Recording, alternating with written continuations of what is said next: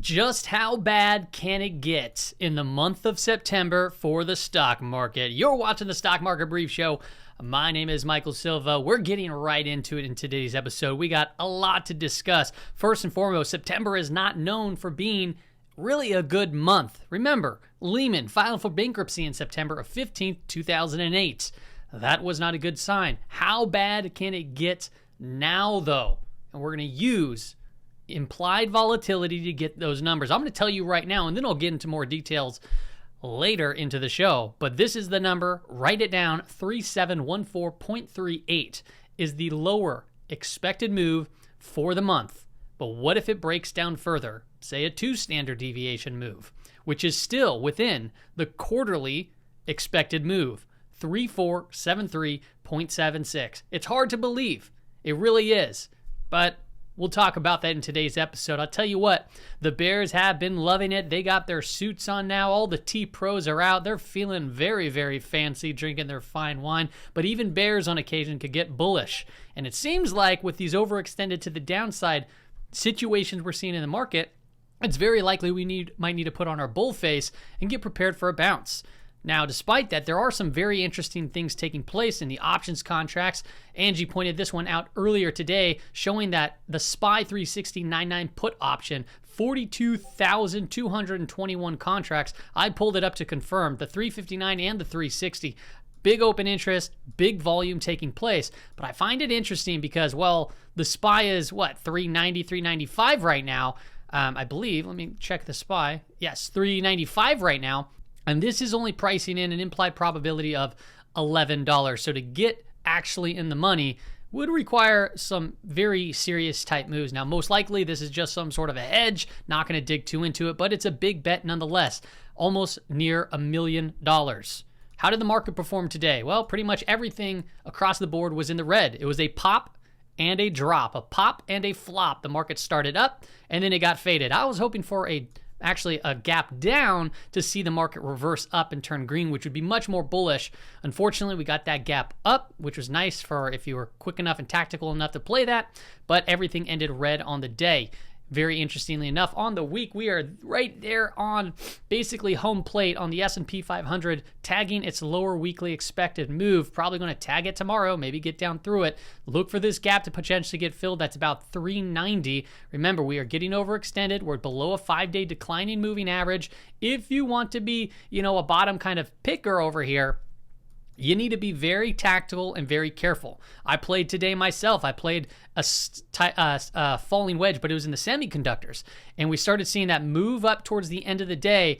And I had to even make a post out that you had to be aggressive in these areas because of the overall trend. And we, luckily I was able to get out of it, but we did sell off there towards the end, which was pretty aggressive. If we take a look at IWM, we're right there also near home plate at that lower weekly expected move, still below a declining 5-day moving average. So yes, if you want to play tactical and play bounces, awesome. They can definitely come. It's more than possible to see that happen. But understand, last week we had a 2 standard deviation move in the SPY where we opened up here and we closed outside of it. Now remember, we always talk about this. If you're new here, I'll walk you through it. But firms that are, have to be delta neutral, understand that, as price action gets outside of what the options market priced in, okay, as far as risk goes for their implied volatility, as it goes out, delta becomes more positive.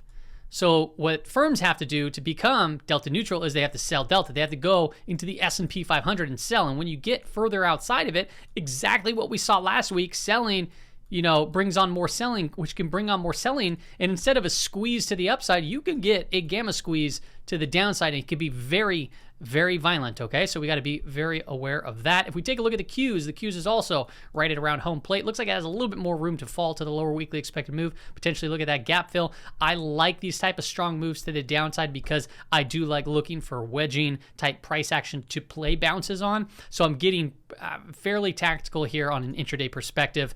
As it stands right now, I've covered all my shorts except for one. I'm going to be sharing that later on the Patreon community of which one that is. People that paid very close attention would already know what that one is. But yeah, I am covered basically all of my shorts, and now I'm looking to either tactically long it or wait for a bounce up to reshort back into this trend. So yeah, I got a lot of just cash ready to deploy, unfortunately, right? That's just what it is right now. SPX.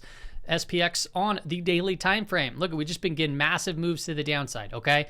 Big volume, right? So distribution type candles, it's clearly taking place. This can bring on more selling, so we got to be careful, right? If we try to pick a bottom, we can get lucky, but we can also get ripped, our faces ripped off. Same with like trying to shorten to the hole, and if it bounces on you, you can get your face ripped off. Remember, markets, they move between expansion and contraction, and an expansion and contraction. So if you're trying to make moves during like deploy money on the moves that are expanding, you need to be very tactical. Why? Well, because you don't really have a good risk to reward. You need to just tag into key levels. But if you wait till contraction, at least gives you time to get a very small minimal risk to reward, a risk, you get to back into your risk and potentially play the volatility expansion move that plays off in your favor. We'll talk more about that on various episodes. I always talk about it. Qs on the daily time frame, still just massive down days, right? We got 4 down days right there in a row on increased volume, so distribution continues to build up. IWM are right there at that lower weekly expected move, coming into the 50-day moving average too as well. Now, IWM overall has been holding up a little bit better than the other indices, so that might be something to continue to watch. Now, let's hop into the monthly time frames. The month has ended. It's over. August is done. Going into September. September is typically a poor month from a seasonality perspective, okay? Does that mean it's going to follow seasonality? Nah, it doesn't mean that, okay? We could have a great September. We just need to map out these key levels and really kind of clear out a lot of the noise. So first and foremost, this is what the monthly expected move looked like last month, okay? The dashed lines, these guys, that is the quarterly expected move, so we still have one more month to go. Where did we finish? Look at this. So we opened up in the middle. We came all the way up to the top. And remember, all the hate that we were getting when it was a big green candle and all the bulls were out up until that point, and we pointed out that we're coming into that move, and then it reversed completely flat on its face and closed at the low. That is bearish. That is very bearish, and the bulls are going to have to do something big to make up for that. We are back below that 5-period monthly moving average, which that was a very important thing for the bulls to take care of. So guess what? The bears, they still are in control. Now, what does the monthly monthly expected move now look like? Bam, it goes from this to that. And where does that take us? To that number that we talked about right there at the beginning, okay? Now, what's a 2 standard deviation move? 2 standard deviation move would take us to just below that 3,500, right in this area, which is where? Guess what? That's right by the lower quarterly expected move. So this was all priced in at the beginning of the quarter from the options market, just like the prior expected move right here was priced in.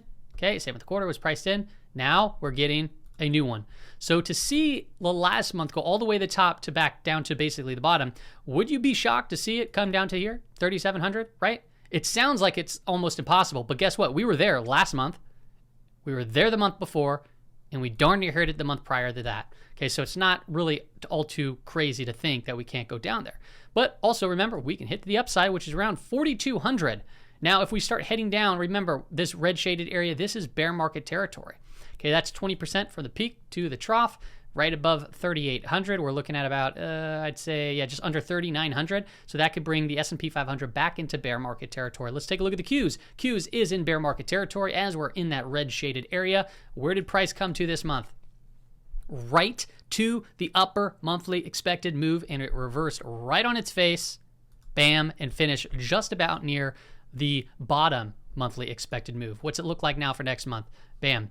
The monthly expected move is still all within bear market territory, and it does not mean that we can't break through it and have 2 sigma moves or 2 standard deviation moves. It's possible, okay?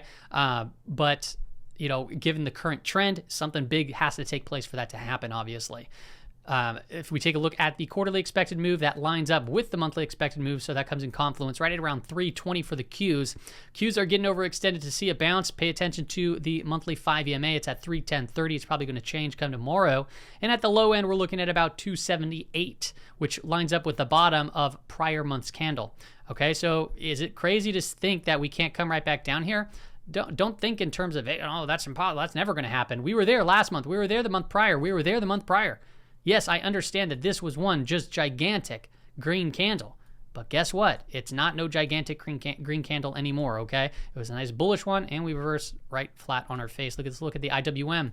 Monthly time frame, monthly candle, coming to an end. Nasty looking shooting star, back below the monthly 5 EMA.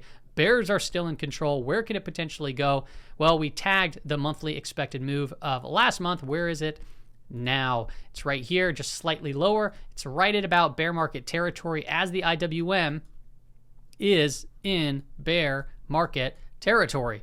Okay, so it's not looking good. If we start following more to the downside, look at 170, which is the lower monthly expected move.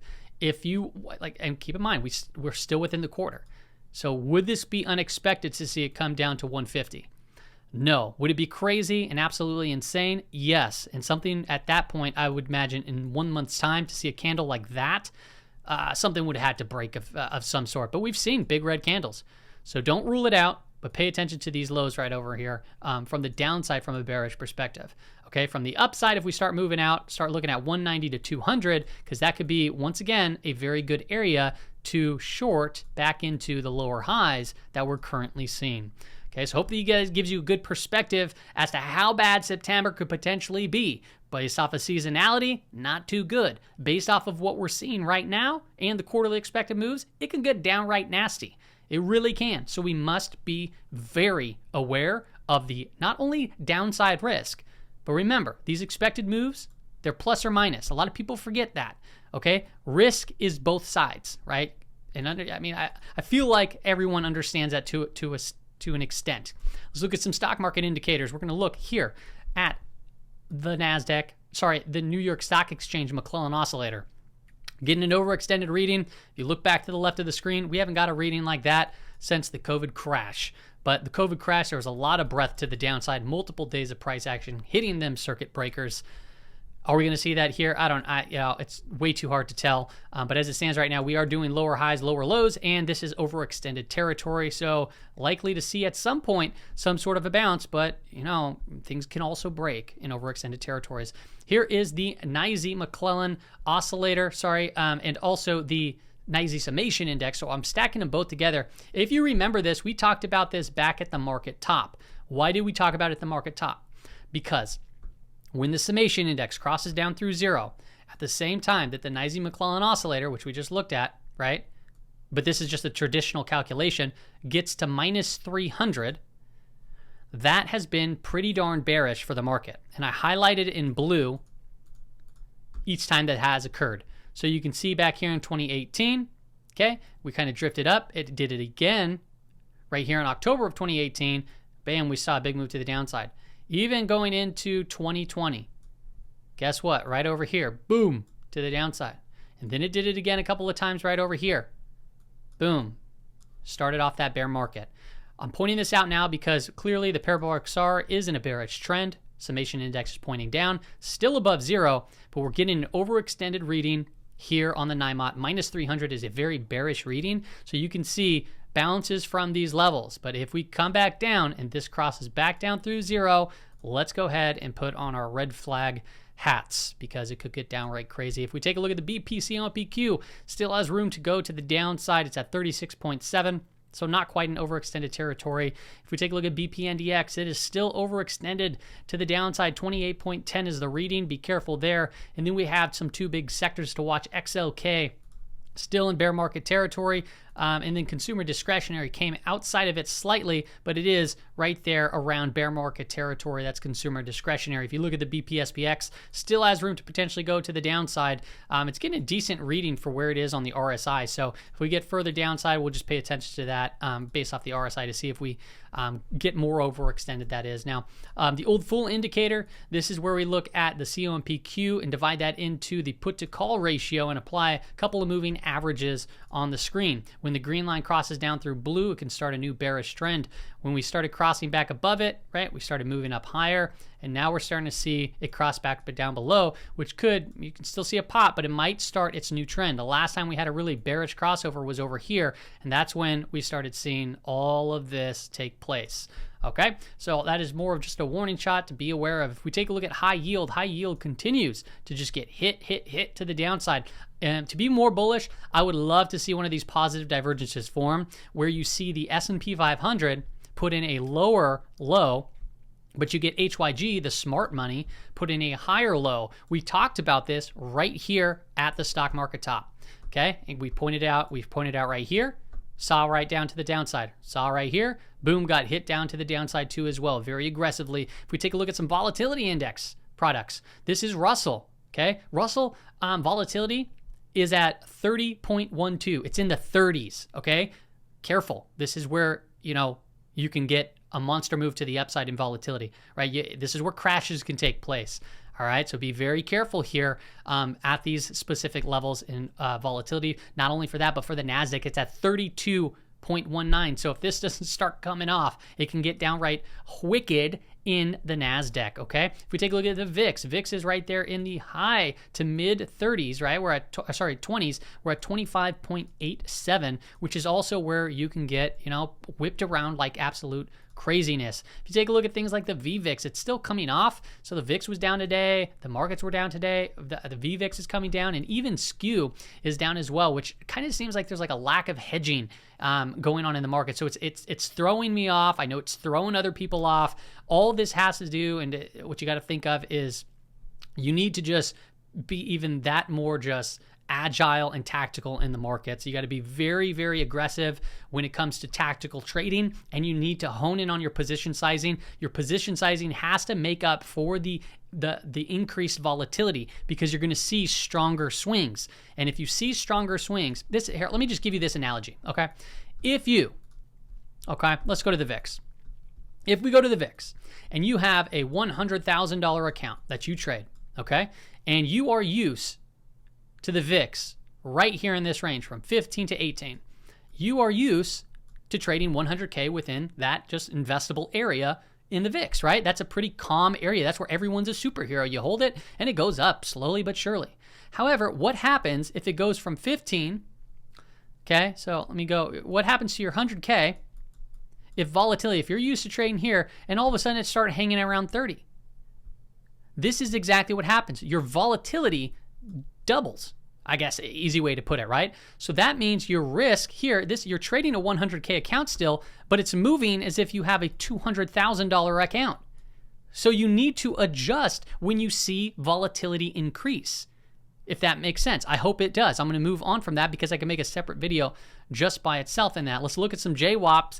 Warning, crossing down through the JWAP zone. People think it was impossible, but it's not. If we start getting to bounce, we're going to look at the upper Jackson Hole Symposium JWAP level, which is at 403.01 right now, so basically 403, but we're right there within that range, kind of crossing down. Now, what I found interesting is I pulled up the HYG, which is high yield. High yield's already broke down through it. This maybe actually was a good heads up notice saying, hey, if high yield is a smart money, it broke down a couple of days ago. Maybe that was telling us ahead of time, yeah, SPY's going to follow.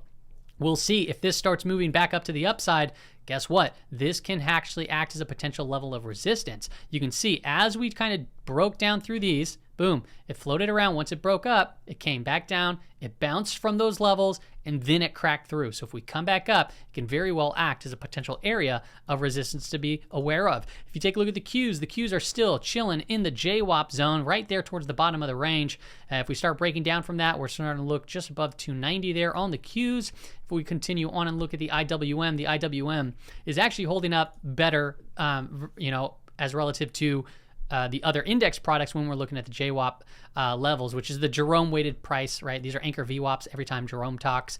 And you can see right here, we're just there sitting on the upper level. If we start moving down further, we have some more right down here to around 180 and 26 cents, okay? Let's look at some intermarket perspectives that are very, very, very important to watch in this market. The first one being the dollar.